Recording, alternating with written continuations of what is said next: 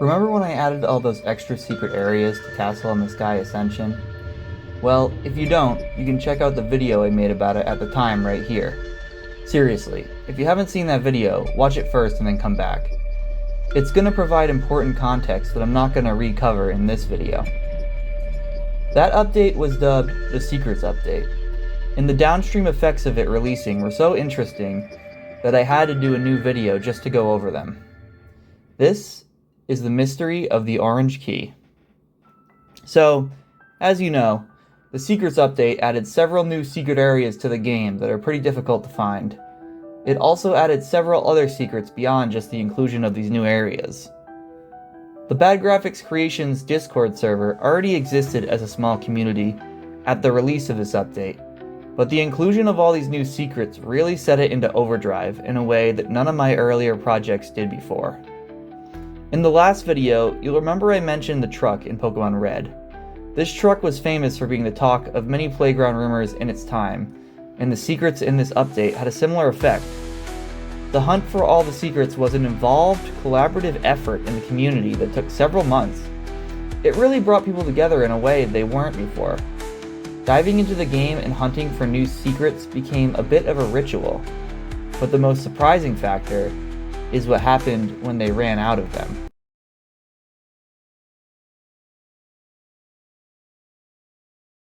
Besides the secrets I added in the update, I also added a few red herrings, elements that suggested the presence of secrets but didn't actually lead anywhere in reality. For example, a few new locked doors were added to the game that suggested the presence of new keys. These don't actually exist. It kind of feels like I accidentally hacked the community's brains. A puzzle with no real answer is one that you can never finish and move on from. The response to this Secrets update was so positive though, that I had to take it further. Instead of playing through the same castle every time looking for secrets, what if each of their runs was different? If players are going to spend that much time trying to make a breakthrough discovery, it'd be a great opportunity to make that time spent more engaging. Finding new secrets is fun, but what if the game acknowledged you finding it in a more lasting, permanent way? The fake keys were a red herring mystery that players kept on following because they wanted to uncover more secrets. But what if they were actually real and there was just a long red trail that they hadn't fully followed? These were the kind of thoughts going through my head on how I could meaningfully expand the update based on this positive reception. That was what finally realized the sequel to Castle in the Sky Ascension. Sky of Secrets. The year was 2021, and I was starting a new project. Castle in the Sky, but every run, the layout was different. Cue the beginnings of the Castle in the Sky sequel, Sky of Secrets. The game launched with a single handmade castle, Castle Antiquita, that was laying the foundation for what would eventually become a generator of infinitely more castles.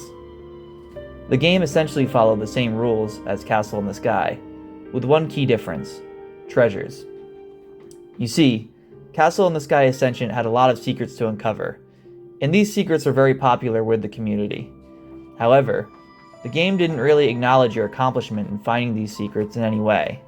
I wasn't a fan of this fact, so for the sequel, I wanted to make finding secrets a bigger part of the core progression and gameplay. Treasures played this role. They didn't really do anything in their own right, but they served as a reward for engaging with the game beyond the surface level. The treasures all had flavor text to help expand the lore of the world portrayed in the game too. The real idea driving the creation of Sky of Secrets was the castle generator being worked on in the background though. The game continued to expand with new handmade castles being introduced every once in a while. The game didn't really achieve its initial vision until version 4, the update that introduced daily castles. In this game, you spawn into a hub area. From this hub area, you can access any of the handmade castles from a menu, as well as that day's daily castle. The daily castle is a procedurally generated castle that can only be accessed on that day. It's the same castle between all players, so you can share tips amongst each other and compete for the best time in the leaderboard. I considered having treasures in the daily castles as well, but the dailies were a system I wanted players to engage with repeatedly, and there was only so many treasure ideas I could come up with for a system intended to provide infinite content. The idea of there being a finite amount of treasures to collect also gave them more value, and I didn't want to undermine that. Therefore, I created coins. These are a currency you accumulate while exploring the dailies. You'll find some along the critical path, but you'll also find a lot more if you explore more thoroughly and uncover secret side areas. This gave players something to grind towards, as the hub area has lots of areas locked behind gates that require you to accumulate a certain amount of coins. These areas themselves have treasure, letting the dailies still tie into the treasure hunt that is the overall game. The concept of the daily did have some problems though. For one, the generator worked a bit like a jigsaw puzzle, which is to say it snapped together a bunch of handmade pieces of playable content. So players who'd done a lot of dailies already were bound to start running into the same familiar areas that they'd already played through multiple times before. This was alleviated a bit by an update that made the keys in the dungeon layouts have some variability in where they spawned, but that really only goes so far in addressing the issue. It's not the type of content you can play forever. This brings me back to Castle in the Sky Ascension, and why I ultimately think it's a better designed game. It's a more cohesive experience with a clearly defined progression and ending. And because of this, it also means it's easier to replay. Sky of Secrets was more designed as a game as a service. It's something that you're intended to come back and play every day and unlock little by little the longer you've been playing. Once you've discovered all the treasures you can, what else can you really do? Well, you can replay the handmade castles and try for a better time, but you can't really re-experience the treasure hunt that the game's progression is so centrally built upon, because once you open a treasure chest, it stays open for you forever. The treasures were intended to serve as a form of meta progression across all your different runs, so it's not like this can just be patched by making the treasures reset when you start a new castle run.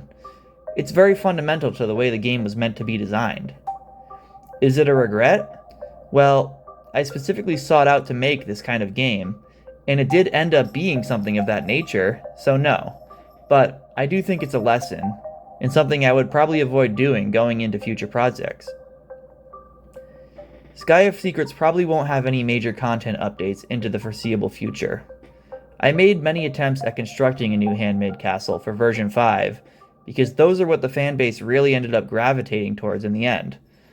But there just weren't enough new ideas to really end up coming together to form a new major area. Sky of Secrets was probably the biggest project that's ever been released under the Bad Graphics name, so I wanted to give this hanging project a proper conclusion. The castle generator might be the most technically ambitious thing I've ever done, so it's a shame it wasn't as successful as I was hoping it would be. Either way, there's a lot I learned from this project, and it really helped refine my design sensibilities and what I'd like to see in any games I make going forward. Will you see elements of Sky of Secrets or Castle in the Sky make their way into future projects? I've got nothing to show you right now, but I think it's likely in one way or another. Well, that's all I've got to say on the matter, so it's on to the future. Thanks to everyone for playing. I'll see you around.